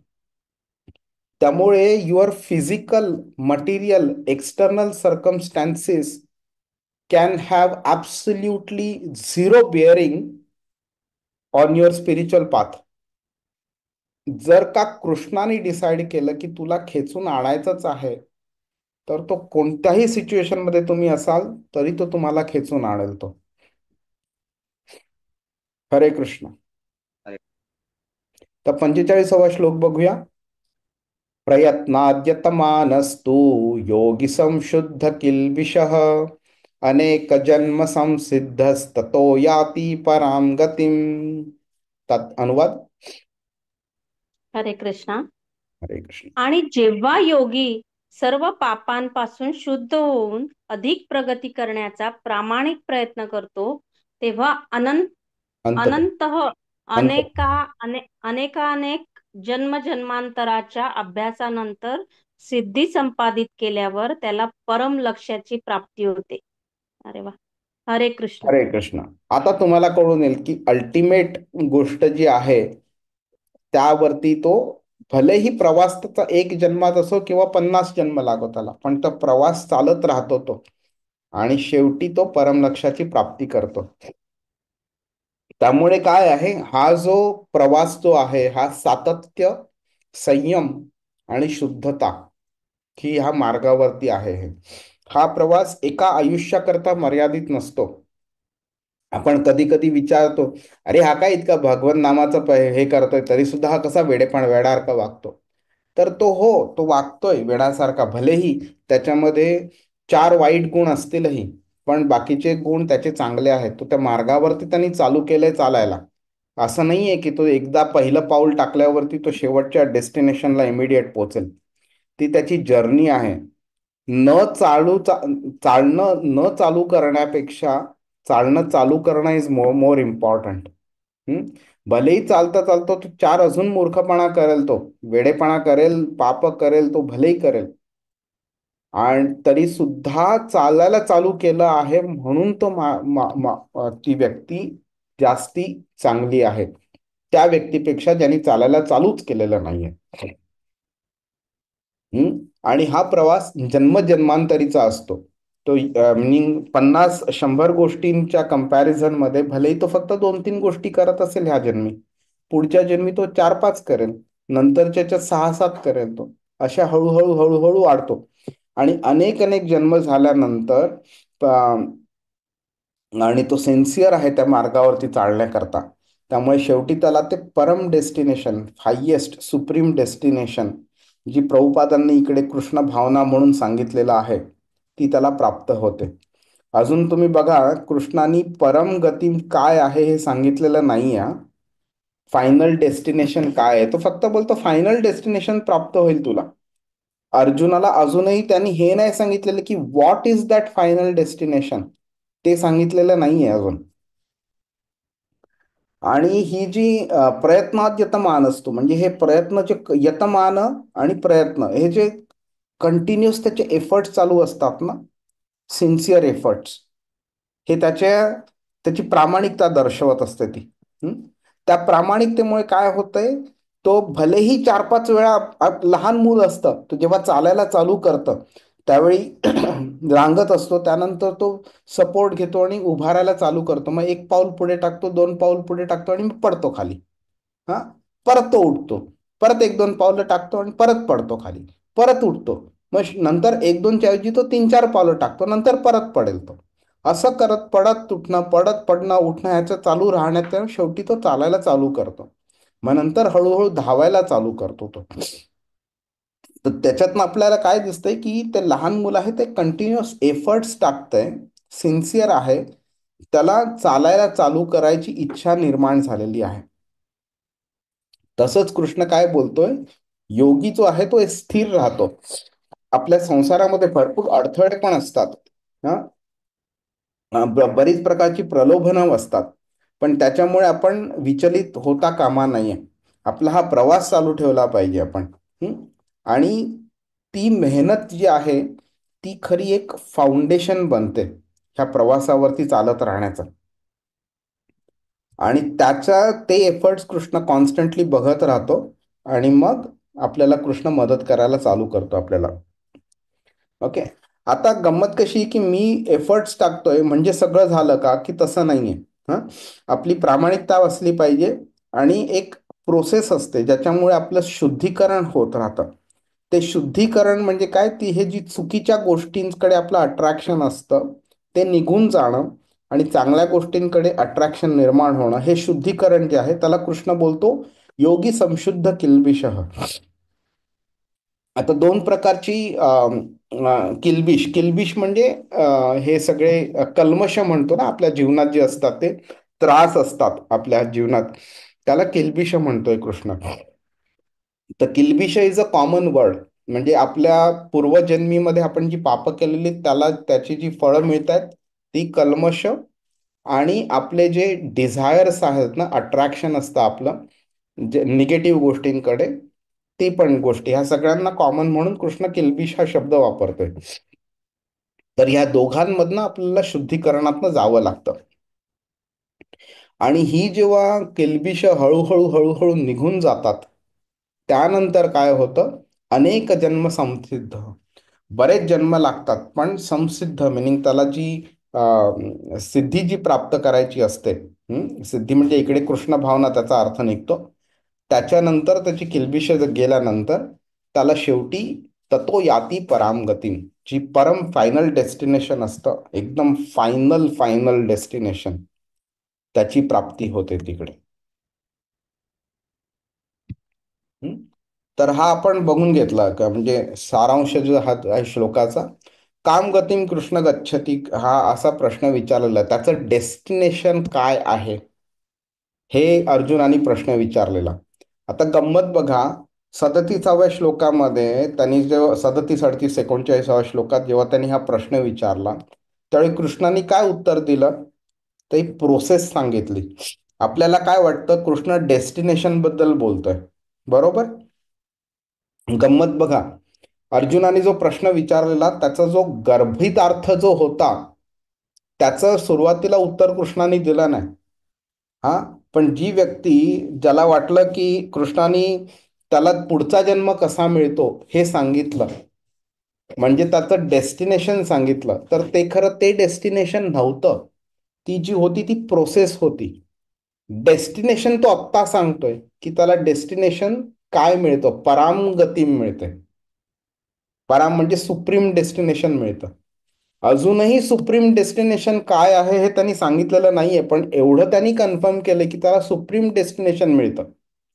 आपण जर का समजलो की पुढचा जन्म त्याला एका ब्राह्मण कुटुंबामध्ये किंवा श्रीमंत कुटुंबामध्ये किंवा भक्ताच्या कुटुंबामध्ये मिळतं, तर ते डेस्टिनेशन झालं, तर ते डेस्टिनेशन नव्हतं. ती फक्त प्रोसेसमधला एक इंटरमिजिएट स्टेप होती. ती डेस्टिनेशन काय आहे हे भलेही नाही त्यांनी सांगितलं, पण इकडे तो सांगतोय आपल्याला की सुप्रीम डेस्टिनेशन मिळतं म्हणून. ओके, हा जो निष्कर्ष आहे आत्ता ह्या दृष्टीने, आत्ता भगवद्गीतेच्या ह्या श्लोकापर्यंत तो एक निर्णायक निष्कर्ष आहे. हा, कन्क्लुझिव्ह आहे. बट देन स्टील जेव्हा आपण जेव्हा 47व्या श्लोकात पोहोचू ह्या अध्यायाच्या, जे आपण पुढच्या क्लासमध्ये कव्हर करू, त्यावेळी तुम्हाला कळेल की कृष्ण ऍक्च्युली कोणत्या गोष्टीला परामगती म्हणतोय ते.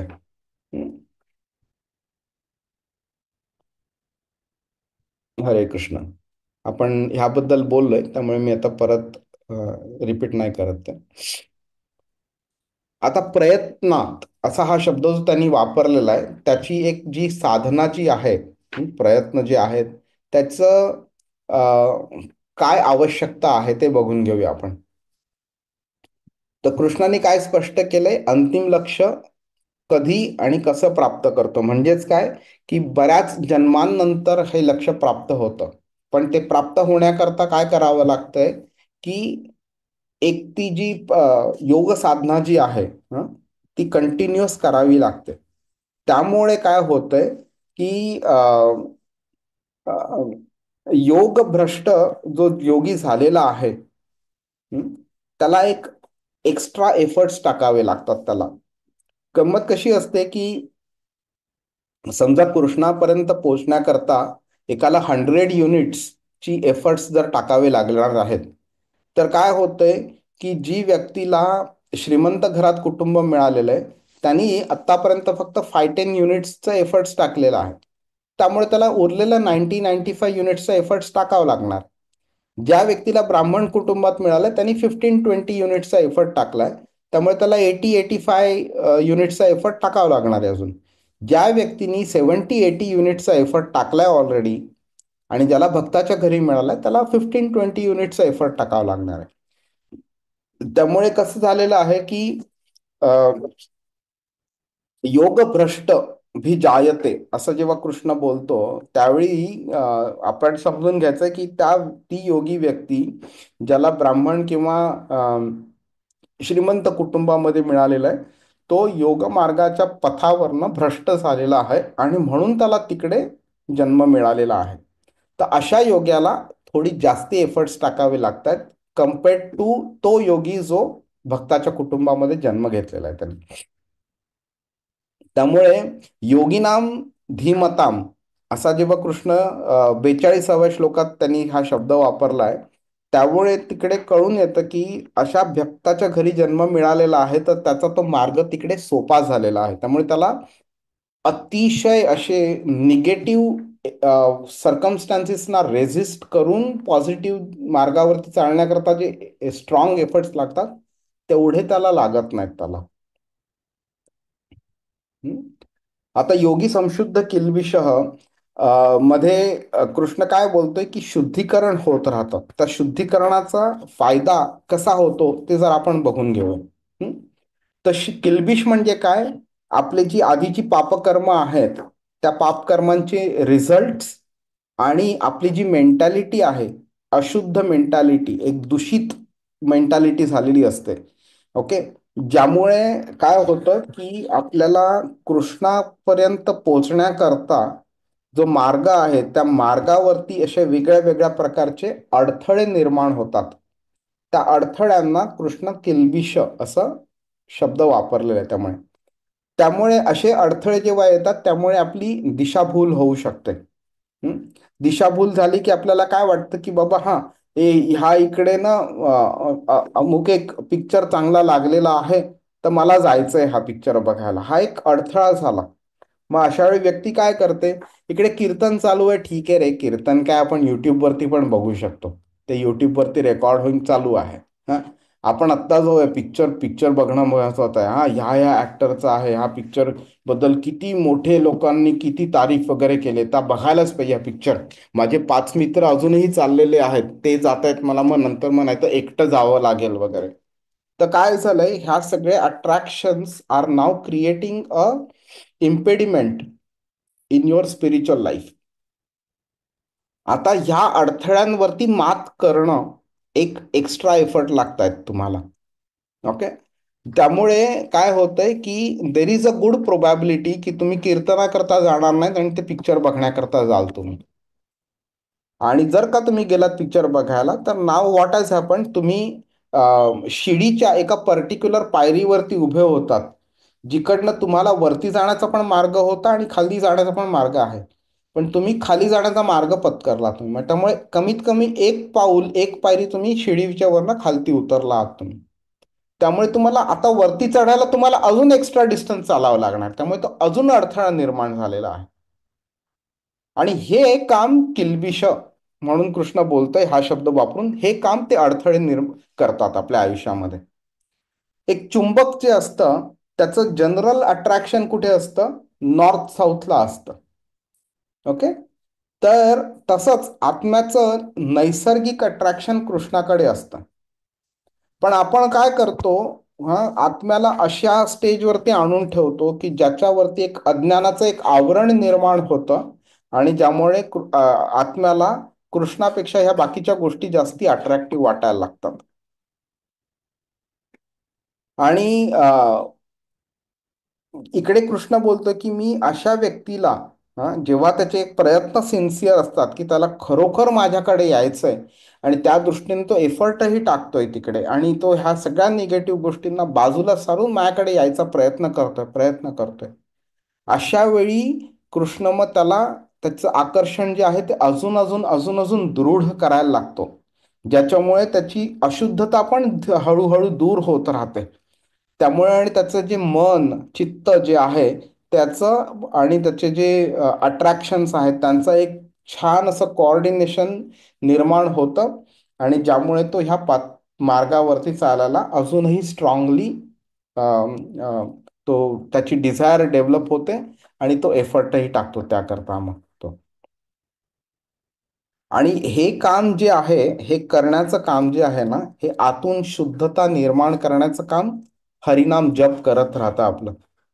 त्यामुळे हरे कृष्ण महामंत्राचं जे कीर्तन आपण करतो, आपल्याला कळत नसतं की आत्मा तो ऍक्च्युली काय काम करतोय आणि त्याचा जो इफेक्ट जो असतो ना, तो इतका मायनर लेवलवरती इफेक्ट आहे त्याचा की त्यामुळे तो ऑन अ डेली बेसिस आपल्याला किती फायदा मिळतो आपल्याला तो रिअलाइज होत नाही तो आपल्याला. आणि जसं जसं मग कृष्णाकडे अट्रॅक्शन निर्माण होतं, तसं तसं भगवन नाम अजून आपल्याला आवडायला लागतं. आणि मग ह्या मार्गावरती चालण्याचा आपल्याला अजून अट्रॅक्टेड आपण राहतो. आणि जसं जसं चालत राहतो तसं तसं शुद्धीकरण होत राहतं. मग it is like an interdependent situation. हे करण्याकरता पहिलं पाऊल आपल्याला पुढे टाकावं लागतं. त्याच्याकरता आपल्याला आपलं सिन्सिअरिटी दाखवावी लागते की बाबा तू चार अडथळे निर्माण केलेले आहेत माझ्याकरता, पण मी ह्या सगळ्यांना बाजूला टाकणार आणि मी तुझ्याकडे चालत राहणार.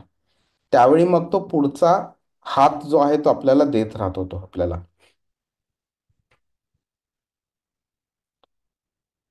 आणि हे जे आपण प्रयत्न करत राहतो ना, ते कसं असतं की दोन गोष्टींमुळे होतं. एक तर आपण कॉन्शियसली आपण एक डिसिजन घेतो की मी हे करणार आणि मी हे करणार नाही. ठीक आहे. त्याच्यामुळे काय होतं, आपण काही गोष्टींना इमिडिएटली आपण नाही बोलू शकतो आपण. फॉर एक्झाम्पल, आता एक एक व्यक्ती आहे, त्यांनी ठरवलेलं आहे की बाबा मला कृष्णाकडे चालायचंय, पण कृष्णाकडे चालण्याकरता हे काही 3-4 नियम आहेत, ते कमीत कमी पाळायचेच पाळायचे. दारू नाही प्यायची, नॉनव्हेज नाही खायचं, जुगार नाही खेळायचं, हे नाही करायचं, ते नाही करायचं. तर त्यांनी हा इतका स्ट्रॉंगली डिसिजन घेतलाय की त्याला त्या डिसिजन पासून हलवू शकत नाही. ओके. पण काही गोष्टी अशा असतात आणि त्यामुळे काय होतं की त्यांनी तो सबकॉन्शियस लेवलवरती सुद्धा तो हे डिसिजन्स घेऊ शकेल. म्हणजे एखादी गोष्ट समोर आली तर इमिडिएटली तो नाही बोलू शकेल. तर त्या ही जी ह्या अशुद्धतेपासून जेव्हा आपण ती स्टेज क्रॉस करतो, त्यावेळी conscious level even subconscious level दोन्ही स्टेजवरती आपण त्याला नकार देऊ शकतो त्याला. त्यामुळे जर का मन जरी चंचल असलं तरी त्याला कंट्रोल करणं सिंपल पडतं आपल्याला. हं? तर हेच कृष्णाने काय सांगितलेलं आहे 25व्या आणि 26व्या श्लोकामध्ये सांगितलेलं आहे. शनै शनै उपरमेत बुद्ध्या धृती गृहीतया. म्हणजे तुमची जी बुद्धी आहे त्याला तुम्ही डिटर्मिनेशनच्या बेसिसवरती त्याचं वापरून तुम्ही त्याला कंट्रोल करा. तुम्ही चांगलं स्ट्रॉंग डिटर्मिनेशन असलं पाहिजे, म्हणजे तुम्ही ग्रॅज्युअली तुम्ही प्रोग्रेस करू शकाल. पण समजा अशी कधी कधी सिच्युएशन येऊ शकते की तुमचं मन इकडे तिकडे भटकू शकतं. तर कृष्ण काय बोलतो, येतो येतो निश्चलते, म्हणजे इकडे तिकडे जाईल मन. मनस चंचलम अस्थिरम.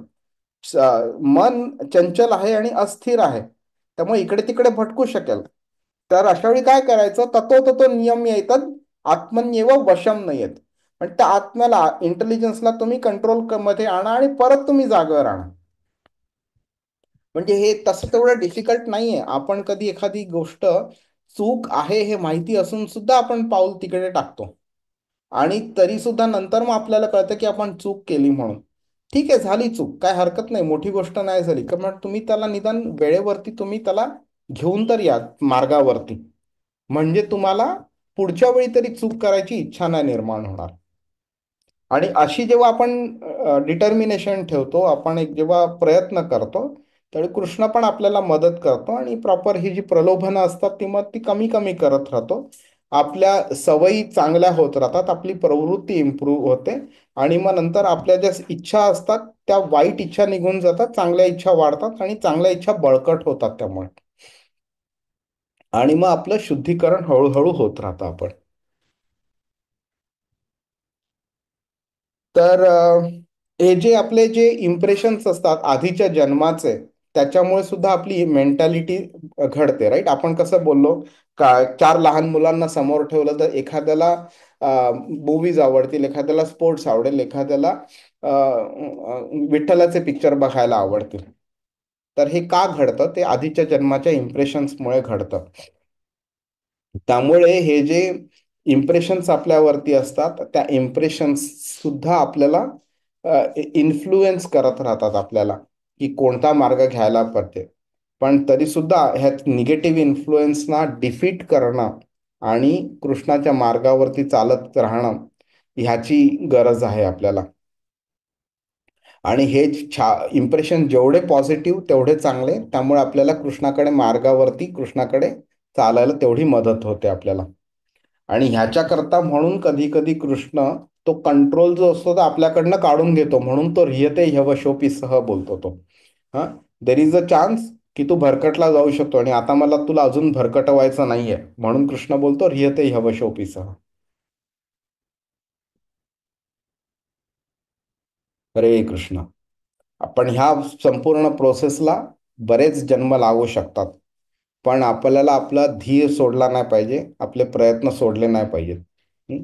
प्रत्येक प्रत्येक मार्गाच्या प्रत्येक पायरीवरती काही ना काहीतरी टेस्ट अशी कृष्ण आपली करत राहतो. त्यामुळे आपल्याला त्या टेस्टमध्ये पास होणं, आणि पास नाही झालं तर कृष्णाकडे अजून भक्ती मागणं, म्हणजे पुढच्या टेस्टमध्ये पास होऊ शकतो, हे प्रोसेस आपल्याला चालू ठेवली पाहिजे. हे आपण बोललेलो आहे ह्याबद्दल, त्यामुळे मी जरा हे स्किप करतोय. आपण 7व्या अध्यायात जेव्हा येऊ तेव्हा आपल्याला हा श्लोक मिळेल. येशाम त्वंतगतम पापम जनानाम पुण्यकर्मणाम ते द्वंद्व मोह निर्मुक्ता भजन्ते माम दृढव्रताः. म्हणजे काय, जेव्हा बऱ्याच जन्मांनंतर बरेच वेळा पुण्यकर्म केल्यानंतर, आता इथे पुण्यकर्म म्हणजे ते पुण्यकर्म नाही ज्याच्यानी आपल्याला कर्मकांडाचं पुण्यकर्म कृष्ण बोलत नाहीये. तर ते पुण्यकर्म म्हणजे basically positive activities towards Krishna consciousness. Okay. पापातनं मुक्त होतो आणि एक द्वंद्व असतं, हे चांगलं हे वाईट वगैरे, त्या द्वंद्वातनं पण एक मोह असतं, त्याच्यातनं बाहेर पडणं. एक मिनिट. हा, तर त्या पापातनं मुक्त होणं, अ, ह्या ह्या प्रोसेसमधनं आपल्याला तो घेऊन जातो, आणि अशा वेळी मग भजन ते माम दृढव्रताः, तो कृष्णाची भक्ती जास्ती स्ट्रॉंगली करायला लागतो तो. हरे कृष्ण. तर मी इथे स्टॉप करतो आता. तुमचा बराच वेळ घेतलाय मी. हरे कृष्ण. आणि कोणाला काही प्रश्न आहे? कदाचित आता वेळ नसेल प्रभूजी, तर पुढच्या क्लासमध्ये परमगती काय नक्की ते हम्म. थोडंसं, म्हणजे मला माहिती की पुढच्या श्लोकामध्ये येणार, पण आता तुमच्या क्वेश्चनने किंवा एवढी उत्सुकता अशी निर्माण झाली, कारण आतापर्यंत समज भगवत प्राप्ती इज द अल्टिमेट, हे पण परमगती म्हणजे नक्की तेच आहे का आणखीन काही आहे, ते थोडंसं समजून घ्यायला आवडेल प्रभूजी. ओके, तुम्हाला सस्पेन्समध्ये ठेवत नाही. हो, भगवत प्राप्तीच म्हणजेच परमगती आहे, पण ती भगवत प्राप्तीचा खरा अर्थ काय आहे हे आपल्याला नक्की समजेल. आपण जे पुढच्या क्लासमध्ये 47वा श्लोक शिकू तेव्हा.